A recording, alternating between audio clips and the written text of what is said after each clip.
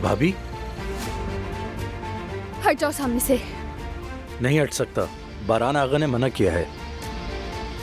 कहा ना हट जाओ। भाभी बराए मेहरबानी हमारे लिए मुश्किलात पैदा न करें, वरना आगा हमें बर्बाद कर देंगे। अगर नहीं हटोगे तो मैं बर्बाद कर दूंगी। देखिए भाभी, हम मजबूर हैं, आपको अंदर नहीं जाने दे सकते। मैंने कहा ना सामने से हट जाओ, समझ नहीं आ रहा तुम्हें?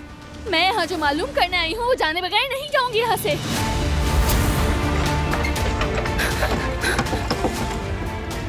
खोलो इसे। कहा ना खोलो इसे।